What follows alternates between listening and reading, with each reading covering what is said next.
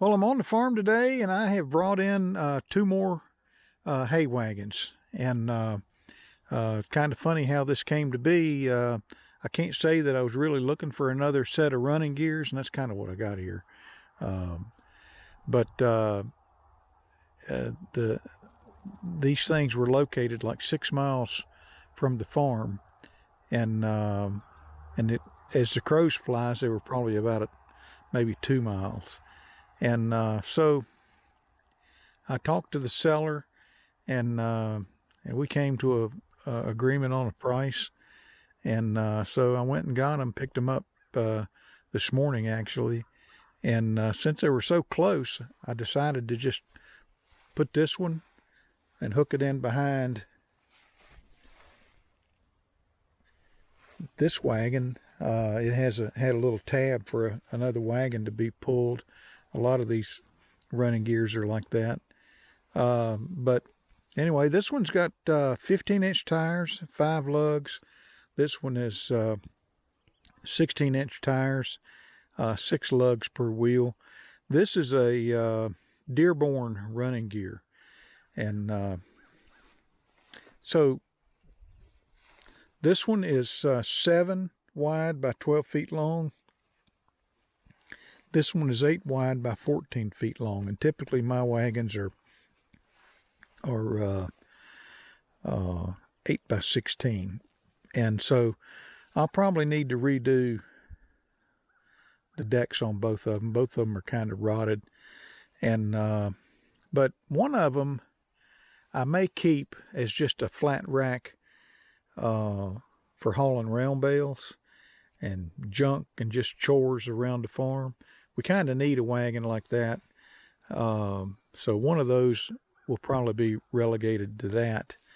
Or I might just redo these, and I've got some other running gears that are probably going to be a little short on the wheelbase.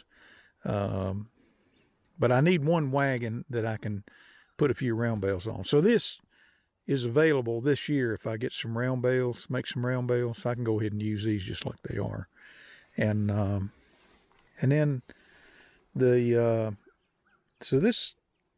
running gear on this one is a Dearborn. So it's a pretty old running gear. The tongue is really short. That needs to be cut and extended, or maybe I just scavenge a tongue off one of my other running gears to make it work. The thing about this one is it's got a C-channel frame on it going all the way down through there. And so this would be a stout kicker rack wagon, I think. And it wouldn't be hard to make this thing 16 feet. The one thing I would probably do, in addition to bringing that tongue out, on the kicker wagons, I kind of like having the front of the wagon almost flush with the front of the front tires, because the basket on the safety basket on my John Deere square baler on the kicker, if you get into a turn, if you're not careful with a short tongue or the deck forward, you can get into a situation where you can make that basket collide on a sharp turn. So, but the foundation on this thing is pretty good with that C-channel going down on either side. And then this wagon right here, I'm not sure what make it is. I haven't got down on the ground and crawled up under it to find out exactly what it is, but it's clearly a newer wagon.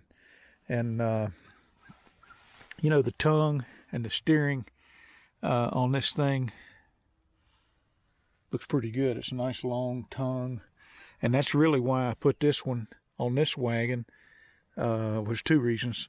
The reason I put this one on this wagon was because of that long tongue, and when we get into a turn, I didn't want the wagons to collide.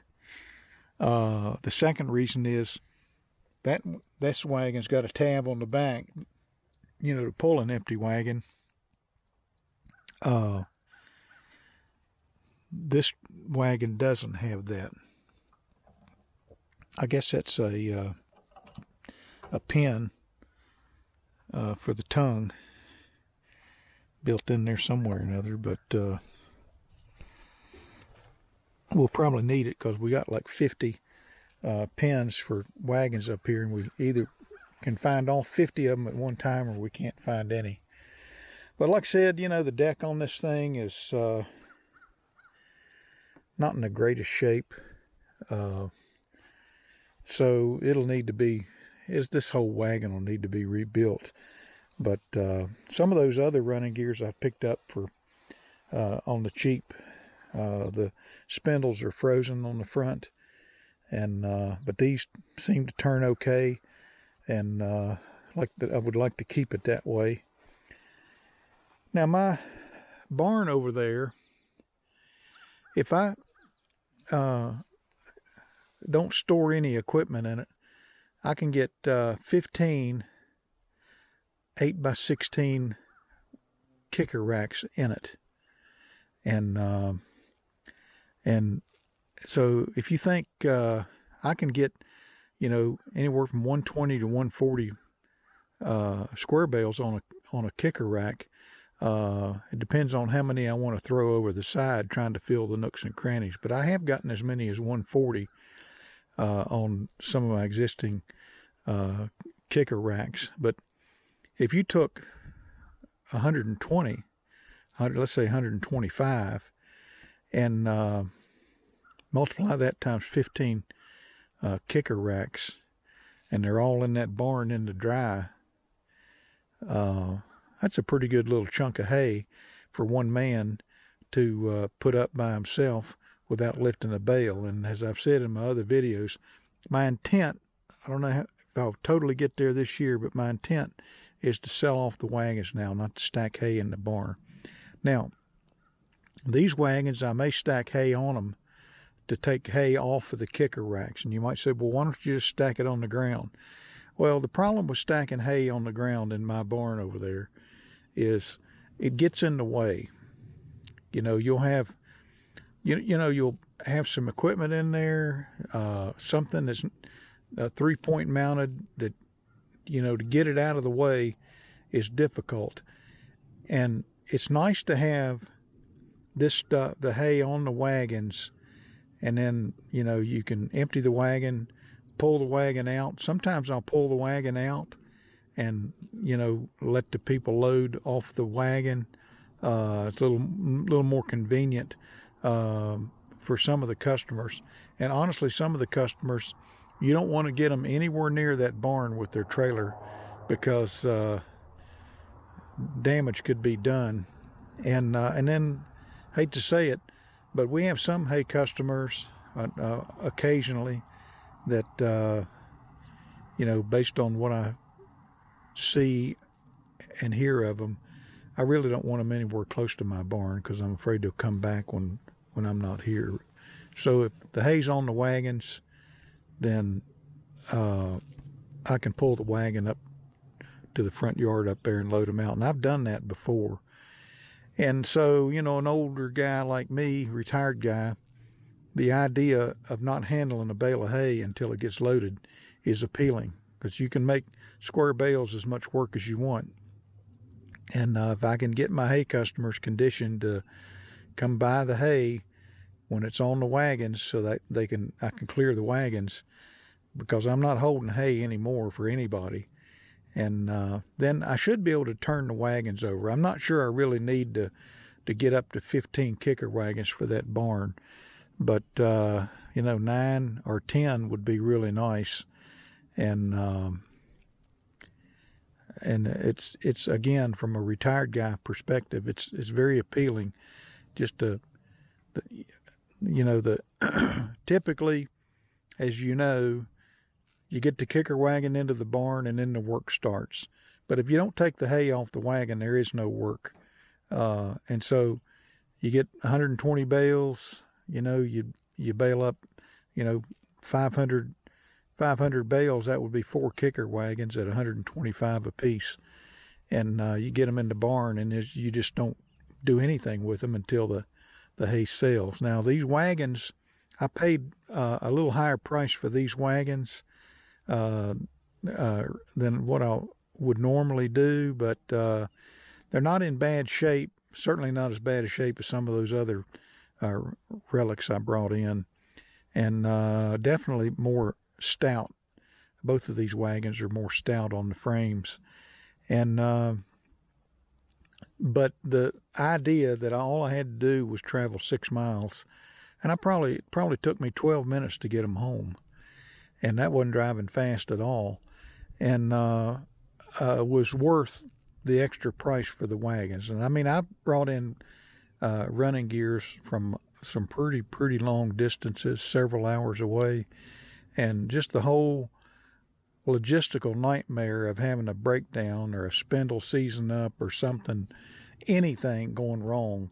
I thought, if I blew a tire, if I started down that 6 mile trek to get back here on the farm, and 3 miles into it, I blew a tire on this wagon and a tire on that wagon, I would drag that thing in on the rim since it was so close. So that close proximity made it really appealing. And the guy that owned these wagons, he's not making square bales anymore, and that's why he was selling them. So if I hadn't said it already, one of these wagons, or maybe one of my other ones, we need at least one wagon that's just got a flat deck on it. We can haul some trash and debris and different things around, but also round bales. So I'm not sure which one of these two I'll use that for.